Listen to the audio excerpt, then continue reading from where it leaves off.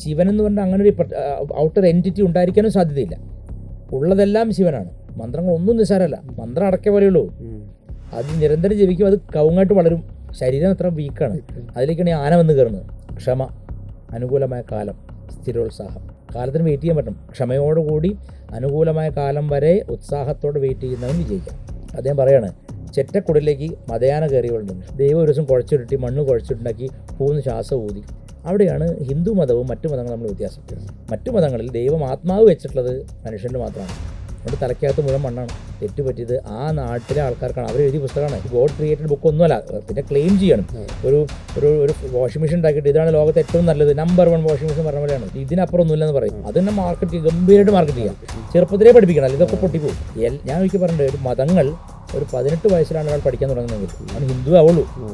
ഒരു വ്യക്തിയെ കാണുമ്പോഴും അയാളെ എൻജോയ് ചെയ്യുമ്പോഴും സ്വയം മറക്കുന്നവരാണ് ഈ മാനസമയനെ വരുമെന്ന് പാടുന്നത്.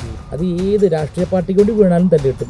പിന്നെ പെണ്ണിന് വേണ്ടി വീണാൽ, ഈ ലോകത്ത് എന്തിനെങ്കിലും വേണ്ടി നിങ്ങളുടെ സ്വത്വം മറന്ന് വീണാൽ അതിൽ ദുഃഖമുണ്ടാകും.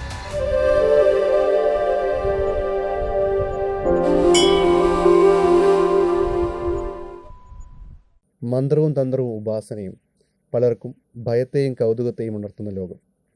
ആ ലോകത്തെ തൻ്റെ അനുഭവത്താലും ആചാരപരമായ അറിവിനാലും തൊട്ടറിഞ്ഞ വിദ്യാസാഗർ ഗുരുമൂർത്തി. അദ്ദേഹമാണ് ഇന്നത്തെ നമ്മുടെ പ്രത്യേക പോഡ്കാസ്റ്റിൻ്റെ അതിഥി. ചേട്ടാ നമസ്കാരം. നമസ്കാരം. സല്യൂട്ട് ഭാരതിലേക്ക് സ്വാഗതം. ആദ്യം തന്നെ സല്യൂട്ട്. സന്തോഷം. സന്തോഷം. നമ്മൾ ഭാരതത്തിലെ ഒരുവിധപ്പെട്ട ആത്മീയ ആചാര്യന്മാരെയൊക്കെ ഒരു ആദരവോടുകൂടിയിട്ടാണ് നമ്മൾ ഈ ഒരു തീർച്ചയായിട്ടും പങ്ക്തിയിലേക്ക് ഉപയോഗിക്കുന്നത്. അപ്പോൾ നമുക്ക് ഡയറക്റ്റ് തന്നെ നമുക്കൊരു പോഡ്കാസ്റ്റിലേക്ക് കിടക്കാം. ഈ ആദ്യത്തെ ഒരു ചോദ്യം എന്ന് പറയുന്നത്, താന്ത്രികമായിട്ടുള്ള ഉപാസനയും അല്ലെങ്കിൽ ആത്മീയമായിട്ടുള്ള ആ ഒരു കണക്ഷൻ ഉണ്ടല്ലോ, അതിനെ പലപ്പോഴും പലരും ഭയത്തോടെയും അല്ലെങ്കിൽ കുറച്ച് കൗതുകത്തോടെയൊക്കെയാണ് കണ്ടുവന്നിരുന്നിട്ടുള്ളത്. അപ്പോൾ ഇപ്പോഴത്തെ കാലത്താണ് അതിനെ വേറൊരു തരത്തിലേക്ക് എല്ലാവരും മാറ്റിയെടുക്കാൻ ശ്രമിക്കുന്നത്. കുറച്ചത് കച്ചവടപരമായിട്ടും മാറി തുടങ്ങിയിരിക്കുന്നത്. എന്താണ് അതിനെ പറ്റിയിട്ട് നമുക്ക് പറയാനുള്ളത്? കലിയുഗത്തിൻ്റെ പ്രത്യേകത പറയുന്നത്, അല്പം തപസ്സിന് ഒത്തിരി ഫലം. പണ്ടൊക്കെ 1000 വർഷം തപസ്സിന് പോയി, അല്ല അങ്ങനെയൊക്കെ ചതുർയുഗങ്ങളും തപസ് ചെയ്തു, അങ്ങനെ പ്രത്യക്ഷപ്പെടുത്തിയതാണ്. കലിയുഗത്തിൽ ഇപ്പം പണ്ട് ഒരു 100 വർഷം മുമ്പേ 100 ഏക്കർ സ്ഥലത്തിൻ്റെ വിലയാണ് ഇന്ന് 10 സെൻറ്റിന്, അല്ലെങ്കിൽ 5 സെൻറ്റിന്, അല്ലേ? അതിലും കുറവായിരിക്കും. അപ്പം കുറഞ്ഞ എഫർട്ട് കൊണ്ട് കൂടുതൽ ഫലം കിട്ടുന്ന നല്ല യുഗമാണ് കലിയുഗം, ഭക്തിയെ സംബന്ധിച്ച്. പക്ഷേ അപ്പം ഞാൻ പറഞ്ഞത്, ഇപ്പോൾ നല്ലൊരു പ്രോഡക്റ്റിന് നല്ലൊരു സോപ്പ് വാങ്ങണം, നല്ലൊരു വാച്ച് വാങ്ങണം, അല്ല നല്ലൊരു എന്തെങ്കിലും ഒരു നല്ല കാര്യം ചെയ്യണമെങ്കിൽ പണം വേണം. അതിൻ്റെ ക്വാളിറ്റി അഷ്വർ ചെയ്യുന്നുള്ള മാത്രമേ എനിക്ക് ഇപ്പോൾ പറയാൻ പറ്റുള്ളൂ. കാരണം കലിയുഗത്തിൽ എല്ലാവരും പരക്കം പാച്ചിലാണ്. ഇപ്പോൾ ഞാൻ ഉദാഹരണം പറഞ്ഞാൽ, US ഇരിക്കുന്ന ആൾക്ക് ദേവി മഹാത്മ്യം പഠിക്കണം ആഗ്രഹം, അയാൾക്ക് അവിടെ അവൈലബിൾ ആയിട്ടുള്ള നല്ല ടീച്ചേഴ്സ് ഇല്ല എന്ന് വിചാരിക്കുക. അപ്പോൾ അയാൾ എന്താ ചെയ്യുക? അയാൾ സ്വാഭാവികമായിട്ട് ഇൻ്റർനെറ്റ് നോക്കുക എവിടേക്കാണ് കോഴ്സസ് ഉള്ളത്. എല്ലാ കോഴ്സസും അപ്പോൾ ഒരു ഓഫർ ചെയ്യുമ്പോൾ അതിൻ്റെ കാശ് വാങ്ങിക്കും, ഇത്ര ദക്ഷിണയായിട്ട് വാങ്ങിക്കും, അല്ലെങ്കിൽ ഫീസായിട്ട് വാങ്ങിക്കും. അത് തെറ്റില്ല. ഒറ്റ കണ്ടീഷനേ ഉള്ളൂ, ഈ പഠിപ്പിക്കുന്നയാൾക്ക് അതിനുള്ള യോഗ്യത ഉണ്ടാവണം. അത് ക്വാളിറ്റി ഓഫർ ചെയ്തിട്ട് കാശ് വാങ്ങുന്നുള്ള കലിയുഗത്തിൻ്റെ ധർമ്മമാണ്. പക്ഷേ എന്ത് പറ്റുന്നു, ഒരു ക്വാളിറ്റി ഇല്ലാത്ത ലളിതാ സഹസ്രനാമം ഇന്നലെ കേട്ടവൻ ഇന്ന് പഠിപ്പിക്കണം. അതൊരു വലിയ ദോഷമാണ്. കാരണം വെച്ചാൽ കലിയുഗത്തിൽ കാശില്ലാതെ ഒന്നും ഉണ്ടാവില്ല. നമ്മൾ പറയില്ലേ, പണ്ട് എൻ്റെ മുത്തശ്ശൻ നദിയിൽ കണ്ടു, എൻ്റെ അച്ഛൻ കിണറ്റിൽ കണ്ടു, ഞാൻ കുപ്പിയിൽ കാണുന്നു, എൻ്റെ മകൻ എവിടെ കാണും? വെള്ളം. അപ്പോൾ എല്ലാ റിസോഴ്സസും വറ്റിക്കൊണ്ടിരിക്കുകയാണ്, കുറഞ്ഞുകൊണ്ടിരിക്കുകയാണ്, കൂടുതലല്ല. അപ്പോൾ ഇത് മനസ്സിലാക്കിയിട്ട് ആളുകൾ മിനിമം ടൈം കൊണ്ട് മാക്സിമം പണം ഉണ്ടാക്കാൻ വേണ്ടി തന്നെയാണ് എല്ലാ മേഖലയിലും. അപ്പോൾ ഭക്തിയിലും അത് തീർച്ചയായിട്ടും വരും. കാരണം നമ്മുടെ കാലഘട്ടം എന്താണോ ഡിമാൻഡ് ചെയ്യുന്നത് എല്ലാ മേഖലയിലും വരും, രാഷ്ട്രീയത്തിൽ വരും, എല്ലായിടത്തും വരും. പക്ഷേ എന്തുകൊണ്ടാണ് ഭക്തിയിൽ ഇത് വരരുത് നമ്മൾ വിചാരിക്കുന്നത്? അപ്പോൾ ഭക്തി വളരെ വിശുദ്ധമാണ്, അതിൽ കച്ചവട സാധ്യതയില്ല. അത് തെറ്റാണ്. അതായത് കച്ചവടം എന്നുള്ളതിനേക്കാൾ ഉപരി നമ്മൾ ചിന്തിക്കേണ്ടത്, പഠിപ്പിക്കുന്ന മാസ്റ്റർ അന്തസ്സായി സർവൈവ് ചെയ്യണം. ഇതിപ്പോൾ പണ്ടുണ്ട്. ഇപ്പോൾ ഗുരുകുലത്തിൽ താമസിക്കുന്നു, ശിഷ്യൻ അവിടുത്തെ എല്ലാ ജോലിയും ചെയ്യണം. പശുവിനെ കുളിപ്പിക്കണം. അപ്പം അന്നത് ബാർട്ടർ സമ്പ്രദായം പോലെയാണ്. അന്ന് ഇങ്ങനെ ഫിസിക്കൽ സേവ ചെയ്ത് അതാണ് ഫീസ്. അതേ വേണ്ടു ഗുരുവിന്. പിന്നെ ചിലപ്പോൾ മാങ്ങയോ ചക്കയോ. ഇന്ന് അങ്ങനെയല്ല. ഇന്ന് ഗുരു പിന്നെ ഇന്ത്യയിലും ശിഷ്യൻ അമേരിക്കയിലാണെങ്കിൽ പണം മാത്രമേ ഒരു വഴിയുള്ളൂ, അല്ലാണ്ട് ചക്ക അയച്ചു കൊടുക്കാനോ അല്ല. അപ്പം ഞാൻ പറഞ്ഞത് അത് തെറ്റെന്ന് കാണുന്നതിന് പകരം ഒറ്റ കാര്യം അശ്വരയുള്ളൂ, ഈ പഠിപ്പിക്കുന്ന ആൾക്കൊരു ആചാരവും ഒരു പരമ്പരയും ഒരു ഉപദേശമൊക്കെ ഉള്ള ആളായിരിക്കണം പഠിപ്പിക്കുന്ന ആൾ. ഒന്നുമില്ലാതെ ഇന്നലെ ഞാൻ ലളിതാ സഹസ്രനാമം എന്ന് കേട്ടു, ഇന്ന് ഞാൻ പഠിപ്പിക്കാൻ പോകണം, അത് ശരിയല്ല, അത് മര്യാദയില്ല. കാരണം പ്രശസ്തിക്ക് വേണ്ടി ആവരുത് പഠിപ്പിക്കുന്നത്. അത് ഒരു ജെന്യുവനായിട്ട് ഈ ലേണർ അല്ലെങ്കിൽ ഈ പഠിക്കാൻ വരുന്ന ഉപാസകൻ പഠിക്കണം, അവൻ നന്നാവണം എന്നൊരു ശുഭകാംക്ഷ ഇല്ലാതെ ഒരു സാധനം പഠിപ്പിക്കരുത്. പണം വാങ്ങുന്നതിന് ഞാൻ എതിരല്ല, ഞാനും പണം വാങ്ങാറുണ്ട്. അത് പണം എന്നിപ്പോൾ അങ്ങനെ ഇപ്പോൾ ദക്ഷിണ എന്ന് പറഞ്ഞപ്പോൾ ഇന്നത്തെ ആൾക്കാർ അങ്ങനെ ദക്ഷിണ എന്ന് പറയാൻ പറ്റുമോ? പണ്ടൊക്കെ പറയുന്നത് കുറച്ച് കൂടുതലാണ്. ഇപ്പോൾ പണ്ടത്തെ കാലം അതൊക്കെ ചോദിച്ചാൽ അന്ന് കാലത്ത് അവരും എന്താ പറയുകയാണ്, പണ്ടത്തെ കാലം എന്ന് പറയുന്നത് അതൊരു തരം പിന്നോക്കി പോക്കാണ്. എല്ലാറ്റിനെയും എതിർക്കേണ്ട കാര്യമില്ല. ഞാനൊരു ആരും കുറ്റം പറയാൻ പറയില്ല, ഒരു ക്ലാസ്സിൻ്റെ ശകലം കേട്ടു. അതിൽ പഠിപ്പിക്കുന്ന ആൾക്ക് സർവമംഗള മാംഗല്യം എന്ന് ചൊല്ലാൻ പോലും അറിയില്ല. അയാളാണ് ഈ 100 പേരെ എത്തിയിട്ട് കൂട്ടക്കരച്ചിൽ അവരെ കൊണ്ട് പഠിപ്പിക്കുന്നത്. അപ്പം നമ്മൾ പഠിപ്പിക്കുമ്പോൾ പഠിപ്പിക്കുന്ന ആൾക്ക് അതിൻ്റെ യോഗ്യത ഉണ്ടാവണം, അതിൽ അറിവുണ്ടാവണം, അതിലാൾക്ക് തപസ്സുണ്ടാവണം. പണം വന്നോട്ടെ, പക്ഷേ കൊടുക്കുന്ന പ്രോഡക്റ്റ് എന്തായിരിക്കണം? ക്വാളിറ്റി ആയിരിക്കണം. അവിടെ മാത്രം ഇന്നത്തെ ഇപ്പോൾ കലിയുഗത്തിൽ അത് ഇൻസിസ്റ്റ് ചെയ്യാൻ പറ്റുള്ളൂ. അല്ലാതെ കലിയുഗത്തിൽ പഴയ ഋഷിമാർ വരണം പഠിപ്പിക്കണം എന്നൊക്കെ പറഞ്ഞ് നടക്കുന്ന കാര്യമില്ല. ഈ ഋഷി വന്നാൽ ആരാ പഠിക്കുക? ആരും പഠിക്കാൻ പോകില്ല. ഞാൻ എല്ലാവർക്കും ഫാസ്റ്റ് ലൈഫാണ്. ഇപ്പോൾ ജോലിക്ക് പോകുന്നതിന് മുമ്പ് 1 മണിക്കൂറായിരിക്കും ഇതിന് ചിലവഴിക്കുന്നത്. ആ സമയത്ത് അവരുടെ സമയത്താണ് ക്ലാസ് എടുക്കുന്നത്, നമ്മുടെ സമയത്തല്ല. രാവിലെ 6 മണിക്ക് ഇരിക്കുകയാണ് ഇവിടെ ഗുരു, അല്ല വൈകുന്നേരം 6 മണിക്ക് ഇരിക്കുകയാണ്. അവരുടെ കൺവീനിയൻസ് അനുസരിച്ചാണ്. അപ്പം ലോകം മാറി. പക്ഷേ കലിയുഗം നല്ല യുഗമാണ്. കാരണം കുറഞ്ഞ എഫർട്ട് കൊണ്ട് കൂടുതൽ ഫലം കിട്ടുന്ന ഒരേ ഒരു യുഗമാണിത്. ബാക്കി എല്ലാ യുഗത്തിലും നമ്മൾ പുരാണമൊക്കെ വായിച്ചാൽ 1000 കൊല്ലം തപസ് ചെയ്തു അല്ലേ? അപ്പോൾ കഠിന നിഷ്ഠ കൊണ്ട് അപ്പോൾ അങ്ങനെയൊന്നും വേണ്ട, ഒരു മര്യാദയോടെ ജീവിക്കുക എന്നുള്ളതാണ്. ഒരു ചോദ്യത്തിലൊരു ഭാഗം തന്ത്രത്തെയും ആത്മീയതയും ഭയത്തിലാണ് കണ്ടത്. ഭയത്തോടെ നമുക്ക് ഭയം എന്ന് പറയുന്നതിന് ഒരു ഗുണം എന്താ വെച്ചാൽ അത് ജാഗ്രത തരുന്നു. അപ്പോൾ നമ്മളൊരു മുറിയിൽ ഒരാൾ തോക്കുമായിട്ട് നിൽക്കണ്ടോന്ന്, അപ്പോൾ ആ മുറിയിൽ കടക്കുമ്പോൾ ജാഗ്രത ഉണ്ടാവും. ഭയഭക്തി, ആ ഭയത്തിനൊരു ജാഗ്രതയാണ് ശരി. ഇപ്പം പേടിയല്ല, ഭയം കൊണ്ട് ഒരു ജാഗ്രത ഉണ്ടാവുന്നുണ്ട്. ഇപ്പം ഒരു പൊത്തിലേക്ക് കൈയിടുമ്പോൾ പാമ്പുണ്ടാവാം എന്ന ചിന്ത കൊണ്ട് കൈയിടാണ്ടിരിക്കുന്നത്. അപ്പോൾ വിവേകം കൊണ്ടുവരാൻ ഭയം നല്ലതാണ്. ഞാൻ പറഞ്ഞ മറ്റൊരാളെ പേടിച്ച് പറിക്കുക എന്നല്ല, എന്താണ് പരമ്പരായി എന്ന് ചിന്തിക്കാനുള്ള വിവേകം. പക്ഷേ ആത്മീയതയും തന്ത്രവും എന്ന് പറയുമ്പോൾ തന്ത്രം ഒരു വഴിയും ആത്മീയത എന്ന ലക്ഷ്യവുമാണ്. തന്ത്രം പോലെ അനേകം വഴികളുണ്ട്. വേദാന്ത വിചാരത്തിൽ പോകുന്നവരുണ്ട്, വിചാരമാർഗത്ത് പോകുന്നവരുണ്ട്, കർമ്മയോഗത്തിൽ പോകുന്നവരുണ്ട്. ആത്മീയത അതിൻ്റെ ലക്ഷ്യമാണ്. ഈ ആത്മീയത എന്ന് പറഞ്ഞതിൻ്റെ അർത്ഥം എന്താണ്? അവനവനെ സംബന്ധിച്ചെന്നർത്ഥം. ആത്മീയത വാക്കിൻ്റെ അർത്ഥം അവനവനെ സംബന്ധിച്ചെന്നാണ്. അല്ലാതെ വൈകുണ്ഠത്തിലൊരു മഹാവിഷ്ണു ഉണ്ട്, കൈലാസത്തിൽ പരമശിവനുണ്ട്, ആ ശിവനെ എനിക്ക് കാണണം അപ്പോൾ ഞാൻ ആത്മീയതയായി അല്ല. ആ ശിവനെ കണ്ടാലും ആ വിഷ്ണുവിനെ കണ്ടാലും കാണുന്നവൻ ആര് എന്ന ചോദ്യത്തിന് ഉത്തരമില്ലെങ്കിൽ കണ്ടിട്ടും കാര്യമില്ല. അതുകൊണ്ടാണ് നമ്മൾ മറ്റ് റിലീജിയൻസിനെ പലപ്പോഴും വിമർശിക്കേണ്ടി വരുന്നത്. അവരുടെ സിദ്ധാന്തത്തിൽ ദൈവം ലോകം ഉണ്ടാക്കി, എല്ലാം ഉണ്ടാക്കി, അവസാനമൊക്കെ നശിച്ചു കഴിയുമ്പോൾ മരിച്ചു കഴിയുമ്പോൾ സ്വർഗത്തിലേക്ക് അല്ലെങ്കിൽ നരകത്തിലേക്ക്. സ്വർഗത്തിൽ ദൈവത്തോടൊപ്പം വാഴാം. സ്വർഗത്തിൽ ദൈവത്തോടൊപ്പം വാണാൽ ബോറടിക്കും. കാരണം ഒരു മതത്തിൻ്റെ സംഹിതയിലും സ്വർഗത്തിൽ TV ഇല്ല, ഒരു മൊബൈൽ ഫോണില്ല, റേഞ്ചില്ല, നെറ്റ്വർക്കില്ല. ഇപ്പോൾ ജെൻസി പിള്ളേർ മരിച്ചു കഴിഞ്ഞാൽ ഭയങ്കര പരമ ബോറായിരിക്കും സ്വർഗം. പരമ ബോറായിരിക്കും. ഒരു ഗെയിം കളിക്കാൻ പറ്റില്ല അവർക്കൊരു ഈ ഫ്രണ്ട്സിനെ ഒന്നും കൂടിയിരിക്കാനുള്ള സ്ഥലമില്ല. കാരണം അവർ വിഭാവനം ചെയ്ത സ്വർഗം എത്രയോ പഴഞ്ചനാണ്. അതെന്ന് വെച്ചാൽ അറു ബോറാണ്. ചിലത് വായിച്ചാൽ തലറ്റി പോവും. അതായത് മദ്യത്തിൻ്റെ പുഴ ഇങ്ങനെ ഒഴുകുകയാണ്, കുറേ മദ്യത്തിൻ്റെ പുഴ ഒഴുകുകയാണ്, ഇപ്പുറത്ത് കുറേ പാലിൻ്റെ പുഴ ഒഴുകുകയാണ്. ഇതൊക്കെ കുട്ടികൾക്കൊന്നും വേണ്ടപ്പോൾ അവർക്ക് ഇപ്പോൾ ഈ പറഞ്ഞ പോലെ KFCയോ. അപ്പോൾ ലോകം മാറുകയാണ്. അപ്പോൾ ഇത് പഴയ ചിന്താഗതികൾ അന്നാരോ മനുഷ്യൻ്റെ കൽപ്പനയാണത്. വേദത്തിൽ, ഹിന്ദുക്കളുടെ വേദത്തിൽ സ്വർഗം സുഖവിഷയം എന്ന് പറഞ്ഞിട്ടുണ്ട്. സ്വർഗം സുഖവിഷയം. എന്തിലാണോ നിങ്ങൾക്ക് സുഖം ഉണ്ടാവുന്നത് അതാണ് നിങ്ങളുടെ സ്വർഗം. ഒരാൾ സ്ത്രീയെ ഭോഗിക്കുന്നു, അത് അയാളുടെ സ്വർഗ്ഗമാണ്. ആ സമയം അത് തെറ്റായ ഭോഗമാണെങ്കിൽ, അതായത് അഗമ്യഗമനമാണെങ്കിൽ അതിൻ്റെ കർമ്മഫലമായിട്ട് നരകം വരും. നല്ലൊരു ചായ കുടിച്ചു, അവിടെ സ്വർഗ്ഗമാണ്. നല്ല കൂട്ടുകാരോടൊപ്പം സന്തോഷമായിട്ടിരിക്കുന്നു, സ്വർഗ്ഗമാണ്. അപ്പം എപ്പോഴോ വരാനിരിക്കുന്ന, ചിലപ്പോൾ വരാതെയും ഇരിക്കാവുന്ന ഒരു സ്വർഗത്തെപ്പറ്റി ചിന്തിച്ചിട്ട് ഭൂമി നരകമാക്കാണ്. എല്ലാ യുദ്ധങ്ങളുടെയും മൂലകാരണം മതങ്ങളാണെന്ന് പറയാൻ കാരണം അതാണ്. അവർ തമ്മിലുള്ള ഫൈറ്റാണ് ഈ ലോകം മുഴുവൻ നടക്കുന്നത്. പല പേരിലായിരിക്കും, രാഷ്ട്രീയക്കാരെ കൊണ്ടായിരിക്കും ഫൈറ്റ് ചെയ്യിക്കുന്നത്, അല്ലെങ്കിൽ പിന്നെ പ്രസിഡന്റിനെ കൊണ്ട് ട്രംപ് ആയിരിക്കും ചിലപ്പോൾ ആഹ്വാനം ചെയ്യുന്നത്. പക്ഷേ അതിൻ്റെ ബേസിക് കാരണം മതമാണ്. മതം തന്നെയാണ് ലോകത്തെ നശിപ്പിക്കുന്നത്. അപ്പോൾ അതുകൊണ്ട് ആണ് ഇവിടെ സനാതന ധർമ്മത്തിൻ്റെ വ്യത്യാസം. സ്വർഗവും നരകവും ആപേക്ഷികമാണ്.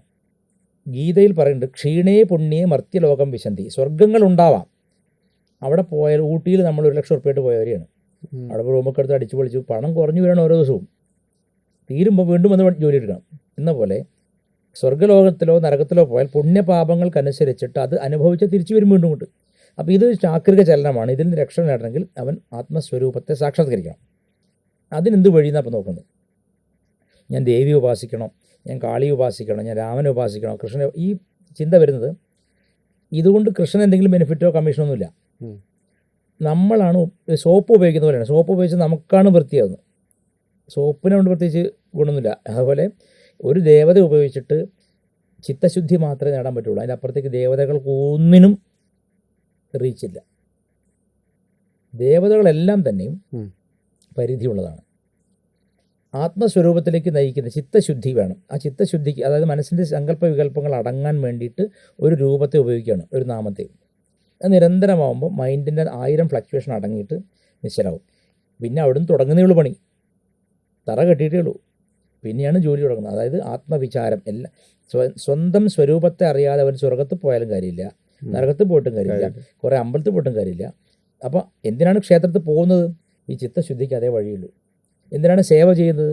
ചിത്തശുദ്ധിക്ക് വേണ്ടിയിട്ടാണ്. എല്ലാ എഫർട്ട്സും, തന്ത്രമടക്കം എല്ലാ എഫർട്ട്സും ചിത്തശുദ്ധിക്ക് വേണ്ടിയിട്ടാണ്. ഇപ്പം തന്ത്രത്തിൽ ശ്രീപുരം ദേവിയുടെ പിന്നെ നഗരം, ശ്രീനഗരം ദേവിയുടെ നഗരം, അവിടെ പോയിട്ട് ദേവിയുടെ ചിന്താമണി പീഠമൊക്കെ കണ്ടു വന്നിട്ട് എന്താ കാര്യം, മ്യൂസിയത്തിൽ പോയവരുണ്ടാവും. അപ്പോഴാണ് ലളിതാ സഹസ്രനാമത്തിൽ പറയുന്നത്, അഹമിത്യേവ വിഭാവയേ മഹേശീം, ഞാൻ തന്നെയാണ് ഈ ദേവി എന്ന് ഞാൻ വിഭാവനം ചെയ്യുന്നത്. അതെപ്പോഴാണ്? അൾട്ടിമേറ്റ് സ്റ്റേറ്റിലാണ്. അതാണ് ആത്മീയത. അതായത് തൻ്റെ ഇഷ്ടദേവതയും താനും രണ്ടല്ല ഒന്നാണ് എന്ന പൂർണ്ണ അനുഭവം. വെറുതെ വായോണ്ട് പറഞ്ഞാൽ അതിലില്ല. ആ പൂർണ്ണ അനുഭവം വരുന്നത് വരെ ഉപാസന തുടരണം. ഇപ്പം സ്വർഗത്തിൽ മഹാവിഷ്ണു കിടക്കണം, അല്ലെങ്കിൽ അവരവരുടെ മതങ്ങളിൽ ഇപ്പോൾ യേശു ക്രിസ്തുവിനെ കണ്ടു എന്ന് വിചാരിച്ചോളൂ. കണ്ടിട്ട് ഹലോ എന്തൊക്കെയുണ്ടെന്ന് ചോദിക്കാനേ പറ്റുള്ളൂ. വേറെ എന്താ അനുഭവം? അപ്പോൾ നമ്മൾ മറ്റൊന്നിനെ കാണുമ്പോൾ നമ്മൾ നമ്മളെ മറക്കുകയാണ്. ജോർജ് ഗുർജീഫ് എന്നൊരു ഗുരുവുണ്ട്, റഷ്യൻ മാസ്റ്ററാണ്. ഗുർജീഫിൻ്റെ അടുത്ത്, ഗുർജീഫ് ഇത്തിരി എക്സെൻട്രിക് ആയിരുന്നു ഈ കാര്യങ്ങളിലൊക്കെ. ഗുർജീഫിൻ്റെ അടുത്ത് ആരെങ്കിലും എനിക്ക് നിങ്ങളുടെ അടുത്ത് നിന്ന് ആത്മീയത പഠിക്കണം എന്ന് പറഞ്ഞ് വന്നാൽ ഗുർജീഫ് അയാൾക്കൊരു വാച്ച് കൊടുക്കും. എന്നിട്ട് ആ വാച്ചിലേക്ക് നോക്കുമെന്ന് പറയും. എന്താ കാണുന്നത്? മണിക്കൂറിൻ്റെ സൂചി, മിനിറ്റിൻ്റെ സൂചി, സെക്കൻഡ് സൂചി. ശരി, ഇനി കൃത്യം ഒരു മിനിറ്റ് മതി അതിലേക്ക് നോക്കിയിരിക്കണം. ചെയ്യാലോ. പക്ഷേ അതിലേക്ക് നോക്കും വേണം, നീ ആരാണ് നോക്കുന്നതെന്ന് നോക്കും വേണം. ഒരു സെക്കൻഡ് പോലും മനുഷ്യന് സാധിക്കില്ല. എന്നിട്ട് അവനാണ് പറയുന്നത് ഞാൻ ആത്മീയത മറുകര കടന്നു, അപ്പുറം കയറി മറിഞ്ഞു. അതൊക്കെ വെറും പൊള്ളയ വാഗ്ദാനമാണ്. അപ്പോൾ അത് ചോദ്യത്തിൻ്റെ അർത്ഥം എന്താ വെച്ചാൽ, നമ്മൾ കാണുന്ന ലോകത്തെയും കാണണം, നമ്മളെയും കാണണം. അങ്ങനെയാണ് ഋഷിമാർക്ക് സിയർ എന്ന പേര്, ഇംഗ്ലീഷ് പേര് സിയർ, കാണുന്നവൻ. A person when he remains not as a personality but as a seer. അതാണ് ആത്മീയത. അതിപ്പം ഞാൻ അങ്ങയെ കാണുന്നു, അങ്ങയെ ഞാൻ കാണുന്നുണ്ട്, അത് രജിസ്റ്റർ ചെയ്യാതെ ഞാൻ കാണുന്നത്. അങ്ങയോട് എനിക്ക് ഇഷ്ടം തോന്നുകയാണ്, അല്ലെങ്കിൽ എൻ്റെ സഹോദരനെ പോലെ തോന്നുകയാണ്, അല്ലെങ്കിൽ എനിക്ക് അറിയാവുന്ന ഏതെങ്കിലും ഒരു കൂട്ടുകാരനെ പോലെ തോന്നുകയാണെങ്കിൽ രജിസ്റ്റർ ചെയ്യും ഞാൻ. ഒരു പെൺകുട്ടി കാണുന്നു, ആ അഴകിൽ ആദ്യം ഇഷ്ടപ്പെടും. അത് രജിസ്റ്റർ ചെയ്യണമെങ്കിൽ എന്തോ ഒരു കണക്ഷൻ വരും അവിടെ. പ്രണയമോ, അല്ലെങ്കിൽ അനിയത്തെ പോലെ ഇരിക്കുന്നോ, അല്ലെ അമ്മയുടെ ഛായ ഉണ്ടെന്നോ മൈൻഡിൽ രജിസ്റ്റർ ചെയ്യാണ്. അങ്ങനെ രജിസ്റ്റർ ചെയ്യുമ്പോൾ കുഴപ്പം എന്താ വെച്ചാൽ തന്നെ മറന്നു പോകും. അങ്ങനെ തേച്ചിട്ട് പോവാന്ന് കേട്ടില്ല, തേപ്പ് പെട്ടി ഒരുപാട് ഫഹദ് ഫാസിൽ. എന്താ സംഭവം? ഒരു വ്യക്തിയെ കാണുമ്പോഴും അയാളെ എൻജോയ് ചെയ്യുമ്പോഴും സ്വയം മറക്കുന്നവരാണ് ഈ മാനസമയനെ വരൂന്ന് പാടുന്നത്. ആത്മീയത എന്ന് പറഞ്ഞാൽ തന്ത്രവുമല്ല മന്ത്രവുമല്ല, തന്ത്രവുമാണ് മന്ത്രവുമാണ്. അതെന്ന് വെച്ചാൽ വഴിയാണത്. ആത്മീയത എന്ന് പറഞ്ഞാൽ എന്താ വെച്ചാൽ, ഒരാൾ കമ്മ്യൂണിസ്റ്റുകാരാണ്, ഒരു വിശ്വാസവും ഇല്ല, ഒരു ദൈവത്തിനും വിചാരിച്ചോളൂ. അയാൾ സ്വയം മറക്കുന്നില്ലെങ്കിൽ അയാളും ഇവഞ്ച്വലി ആ ഇതിലേക്ക് എത്തും. ഇതിനങ്ങനെ ഇന്ന മതക്കാരനായിരിക്കണമെന്നോ ഇന്ന രാഷ്ട്രീയക്കാരനായി ഇന്ന രാഷ്ട്രീയക്കാരൻ അങ്ങനെയൊന്നുമില്ല. നമ്മൾ എൻഡൽ ചെയ്യുന്ന ലോകത്ത് നമ്മൾ പെട്ടുപോയിരിക്കുക. നമ്മൾ ഇൻഡൽ ചെയ്യുന്ന ലോകം. ഇപ്പം നമ്മൾ ഓഫീസിൽ പോകുന്നു, എനിക്കറിയാവുന്ന ഒത്തിരി പേര് എന്നോട് പറഞ്ഞ കാര്യങ്ങൾ കേട്ടാൽ എനിക്ക് തോന്നാറുണ്ട് അവർ ഓഫീസിൽ ജോലി ചെയ്യാനല്ല പോകുന്നത്. അവിടെ ഏതോ ഒരു പർട്ടിക്കുലർ വ്യക്തി ഉണ്ടാവും, ആ വ്യക്തിയിൽ ഹുക്ഡായിട്ടാണ് പോകുന്നത്. അപ്പോൾ ആ കുട്ടി ലീവാണ് വെച്ചോളൂ, പെൺകുട്ടി അന്ന് ഡള്ളായിരിക്കും. അപ്പോൾ എന്താ ഇങ്ങനെ സംഭവിക്കുന്നത്? സീസൺസ്, ഋതുക്കൾ മാറും, വ്യക്തികൾ മാറും, മരിക്കും, അല്ലേ? അപ്പോൾ നമ്മൾ കാണുന്ന ഈ ലോകത്ത് പലതും നടക്കും. അപ്പോൾ ഒരു എൻറ്റിറ്റി ഉണ്ട് മരിക്കാത്തത്. അതെങ്ങനെ തിരിച്ചറിയാൻ പറ്റുന്നറിയാം? ഈ sleep is A mini death. മരണത്തിൻ്റെ ചെറിയ രൂപം എല്ലാ ദിവസവും നമുക്ക് ഈശ്വരൻ തന്നിട്ടുണ്ട്, പ്രാക്ടീസ് ചെയ്യിപ്പിക്കുകയാണ്. അതായത് God is training us to die. ജീവിക്കാനല്ല പഠിപ്പിക്കുന്നത്. നമ്മൾ ഓരോ ദിവസവും നമ്മളെ മരണം എത്ര എങ്ങനെയാണെന്നുള്ളത് നമ്മൾ കാണിച്ചത്. പക്ഷെ നമ്മൾ ഉറങ്ങുന്ന അബോധത്തിലാണ്. വലിയൊരു ശതമാനം പേര് മദ്യപിച്ചിട്ട് ഉറങ്ങും, അവർക്കൊന്നും അറിയില്ല. ചിലർ കഞ്ചാവ് അടിച്ചിട്ടോ, ചിലർ MDMA ആണ്, അല്ല ചിലരാണെങ്കിലോ ഈ ഫോണിൽ ഇങ്ങനെ നോക്കി നോക്കി നോക്കി ഫോൺ ദേഹത്തേക്ക് വീണിട്ടാണ് ഉറങ്ങുന്നത്. അതായത് അവരെ സംബന്ധിച്ച് കോൺഷ്യസ് ആയ ഒരു മണിക്കൂർ പോലും ജീവിതത്തിലില്ല. അപ്പോഴാണ് നമ്മളെപ്പോൾ ആൾക്കാരത് വരുന്നത്. അപ്പോൾ നമ്മളെന്ത് പറയും? പഞ്ചാക്ഷരി ജപിക്കൂ, ഒരു മണിക്കൂർ ഓം നമഃ ശിവായ ജപിക്കൂ. അപ്പോൾ ഓം നമഃ ശിവായ ജപിക്കുന്നതുകൊണ്ട് ശിവൻ നേരെ തൃശ്ശൂരൊക്കെ ആയിട്ട് വന്നിട്ട് അവന് അങ്ങനെയല്ല. ആ ജപിക്കുമ്പോൾ അവൻ കൂടുതൽ കോൺഷ്യസ് ആവാൻ തുടങ്ങും, അറിയാതെ തന്നെ. കാരണം ആ മന്ത്രം അത്രയും ഇമ്പോർട്ടൻ്റ് ആണ്. വേദത്തിൽ ഏറ്റവും പ്രധാനപ്പെട്ട ഹൃദയമന്ത്രമാണത്. അപ്പോൾ അത് ജപിക്കും തോറും അവൻ കോൺഷ്യസ് ആയിക്കൊണ്ടിരിക്കും. അത് ശിവനവണ്ട് പ്രത്യേകിച്ച് ഒന്നുമില്ല. ശിവനെന്ന് പറഞ്ഞാൽ അങ്ങനെ ഒരു ഔട്ടർ എൻറ്റിറ്റി ഉണ്ടായിരിക്കാനും സാധ്യതയില്ല. ഉള്ളതെല്ലാം ശിവനാണ്. അല്ലാതെ ഔട്ടർ, അതുകൊണ്ടാണല്ലോ പടിയാറും കടന്ന് അവിടെ ചെല്ലുമ്പോൾ ശിവനെ കാണാവുന്നത്. എല്ലാ ജീവൻ്റെ ഉള്ളിലും 6 ചക്രങ്ങൾക്ക് മേലെ ഉണ്ടെന്നാണല്ലോ പൂന്താനം പറഞ്ഞത്. അപ്പോൾ അത് വടക്കുന്ന അതിൽ മാത്രമല്ല, നമ്മുടെ ഉള്ളിലുണ്ട് അതേ സാധനം, ഒരു അളവ് കുറയാതെ. പക്ഷെ അത് താല്പര്യമില്ല. പെട്ടെന്ന് അവിടെ കാശ് കൊടുത്തിട്ട് വഴിപാട് ചെയ്തിട്ട് കാര്യം ശരിയായി കിട്ടണം. അപ്പോൾ അത് വെറും ഭൗതികമാണ്. അതെപ്പോഴും ആത്മീയമാവുമെന്നറിയോ? കാണുന്നവനെയും അനുഭവിക്കുന്നവനെയും കൂടെ തിരിച്ചറിയുമ്പോഴാണ്. അത് മാത്രമേ ആത്മീയതയുള്ളൂ. നിങ്ങൾ എത്ര വലിയ താന്ത്രികൻ 1000 പൂജ ചെയ്താലും ഞാൻ അംഗീകരിക്കില്ല. Unless you know yourself, at least unless you know that there is an existence in you. അതായത് ഉറങ്ങുന്ന സമയത്ത് എന്താ സംഭവിക്കുന്നത്? ഉറങ്ങുന്ന സമയത്ത് ശരീരം അവിടെ കിടക്കുന്നുണ്ട്, കട്ടിലുണ്ട്, ഭാര്യ അടുത്ത് കിടക്കുന്നുണ്ട്, നമ്മൾ നിശ്ചലമായിട്ട് കിടക്കണം, സുഷുപ്തിയിലേക്ക് പോവുകയാണെന്ന് വെച്ചോളൂ. അതിന് മുമ്പ് സ്വപ്നം കാണുന്നുണ്ട്. ആ സ്വപ്നത്തിൽ ഞാൻ മനീഷിനെ കാണുന്നുണ്ട്, ഞാൻ നമ്മുടെ രജിത് കുമാർജിയെ കാണുന്നുണ്ട്, അവരൊക്കെ സംസാരിക്കുന്നുണ്ട്, നമ്മൾ ഒരുമിച്ച് പഴനിക്ക് പോകുന്നു, അവിടെ ദർശനം കിട്ടുന്നു, ഇതൊക്കെ നമ്മൾ കാണുന്നുണ്ട്. അപ്പോൾ ഉറങ്ങുകയാണ്, ലൈറ്റൊക്കെ ഓഫ് ചെയ്ത്, രാത്രിയാണ്. ഏത് വെളിച്ചത്തിലാണ് ഞാൻ മനീഷിനെയും രജിത് കുമാറിനെയും എന്നെയും മുരുകനെയും കണ്ടത്? പുറത്ത് ലൈറ്റില്ല, കണ്ണടയ്ക്കും ചെയ്തു. പിന്നെ ആ ലൈറ്റ് എന്താണ്? അതാണ് ചിത്ത് എന്ന് പറയുന്നത്. ചിത്തി എന്ന് പറയും, ചിത്ത് എന്ന് പറയും. ആ ചിത്പ്രകാശം എല്ലാവരുടെ ഉള്ളിലുണ്ട്. അതില്ലെങ്കിൽ ഒരു മനുഷ്യൻ മരിച്ചു, ഡെത്ത്. ആ ചിത്പ്രകാശത്തിൽ എല്ലാ കാര്യത്തെയും കാണിക്കുന്നൊരു വെളിവ് ഉള്ളിലുണ്ട്. ഇരുട്ടുമുറി കിടക്കുമ്പോഴും ഉള്ളിൽ വെളിച്ചം കാണുക.